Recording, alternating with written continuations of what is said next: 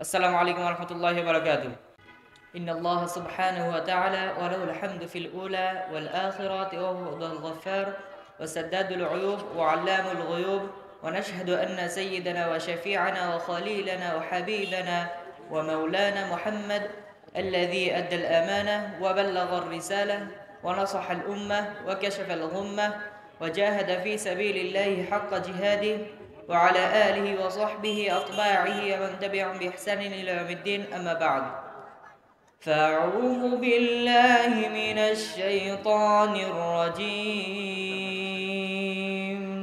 بسم الله الرحمن الرحيم.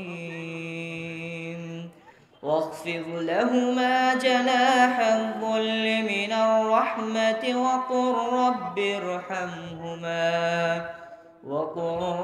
ارحمهما كما ربياني صغيرا. عن عبد الله بن مسعود قال سألت النبي صلى الله عليه وسلم أي العمل أحب إلى الله؟ قال الصلاة على وقتها. قال ثم أي؟ قال ثم بر الوالدين. قال ثم أي؟ قال الجهاد في سبيل الله. সমস্ত প্রশংসা সেই মহান রব্বুল আলামিনের জন্য, যার অশেষ কৃপায় আমরা এই মহা ইসলামী সম্মেলনে উপস্থিত হতে পেরেছি। সকলে বলি আলহামদুলিল্লাহ। আমি আপনাদের সামনে শুরুতে এই পবিত্র কালামুল্লাহ থেকে একটি তিলাওয়াত করেছি, যে আয়াতে আল্লাহ রাব্বুল আলামিন আমাদেরকে পিতামাতার জন্য দোয়া করার শিক্ষা দিয়েছেন। সেই দোয়াতে বলা হচ্ছে, রব্বির হামহুমা, হে আমার প্রতিপালক, আপনি তাদের দুজনকে অর্থাৎ আমার পিতামাতাকে রহম করুন, যেভাবে তারা আমাকে শৈশবে প্রতিপালন করেছেন। অতএব আমরা সকলেই এই দোয়াটি আমাদের পিতামাতার জন্য সর্বদা করব ইনশাআল্লাহ। আল্লাহ আমাদেরকে তৌফিক দান করুন। আর পিতামাতার খেদমতের কথা বলা হয়েছে, অর্থাৎ পিতামাতার আনুগত্য করা।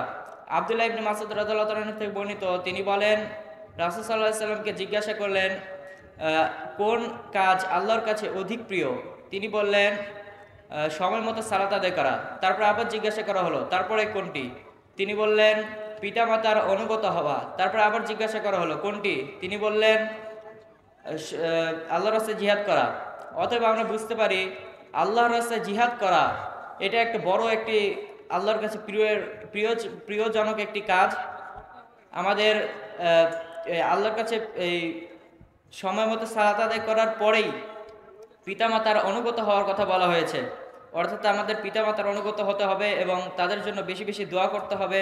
আল্লাহ রাব্বুল আলামিন আমাদের সেই তৌফিক দান করুন, আল্লাহুম্মা আমিন।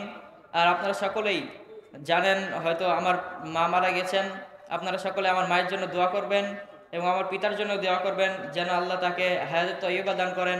আসসালামু আলাইকুম ওয়া রাহমাতুল্লাহি ওয়া বারাকাতুহু।